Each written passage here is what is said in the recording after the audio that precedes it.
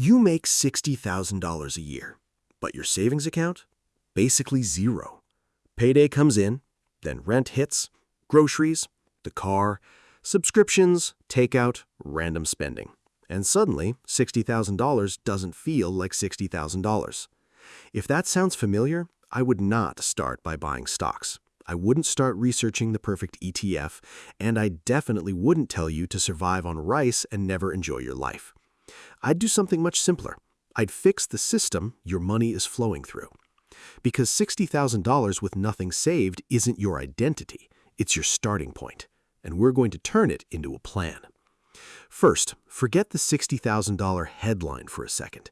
You don't actually get $60,000 deposited into checking. Your exact take-home depends on where you live, taxes, benefits, and your individual situation. So for a simple example, let's say around $4,000 actually reaches your account each month. Now the question gets useful.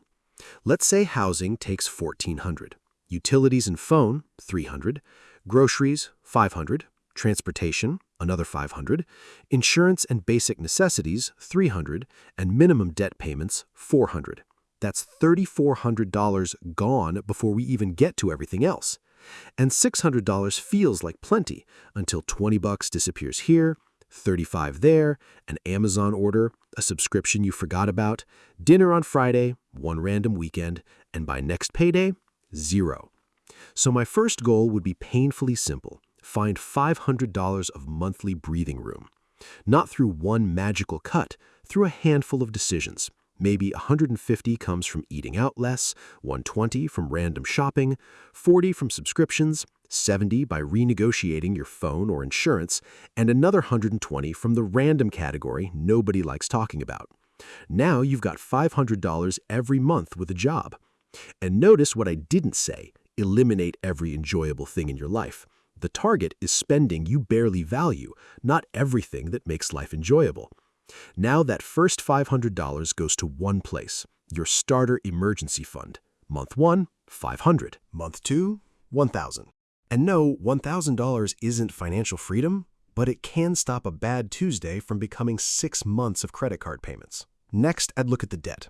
Because if you're paying 22, 24, maybe 29% on a card, that's money actively fighting against you. Let's say the balance is $6,000. I'd keep the $1,000 buffer and send that monthly $500 toward the card. $500, then $500 again. And every bonus, refund, or overtime check can speed the process up because once that balance reaches zero, that monthly payment becomes available for you instead of the bank. Now here's the lever people underestimate. Income. You can cut subscriptions forever, but eventually there isn't much left to cut. But going from $60,000 to $65,000 or $70,000 can change the math. That could mean asking for a raise, switching jobs, overtime, or learning a higher value skill. Imagine finding $500 through better spending, then keeping another $500 from higher income. Now we're talking $1,000 every month. That's $12,000 a year. Once high-interest debt is handled, I'd come back to cash. If essential expenses are about $3,000 per month, 3 months is around $9,000. For some people, 3 months is enough. If your income is unstable or other people depend on you, maybe you want more. And now we're finally building beyond survival. If your employer offers a retirement match, understand how it works. And once you're ready to invest consistently, I would keep the strategy simple. Broad diversification, low costs, regular contributions, and automation. Because the best investing plan is useless if you only follow it when you feel motivated. And then I'd attack the milestone that changes how this whole journey feels, the first $10,000. At $500 per month, you're contributing $6,000 a year. At $1,000 per month, $12,000. So if you're making $60,000 and saving nothing, don't try to solve your entire financial life tonight. First, create $500 of breathing room. Second, build your first $1,000. Third, attack dangerous high-interest debt. Fourth, build real emergency savings. Fifth, automate long-term investing. And through all of it, work on increasing the amount of money you have available every month. Because making $60,000 and having zero saved doesn't mean you're doomed. It means your current system has produced zero savings. Change the system and the same paycheck can start producing completely different results. The goal isn't to look rich next month. The goal is to become stronger every month.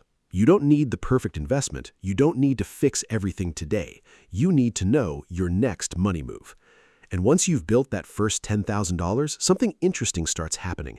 Building wealth starts feeling different. And that's exactly what we're breaking down next.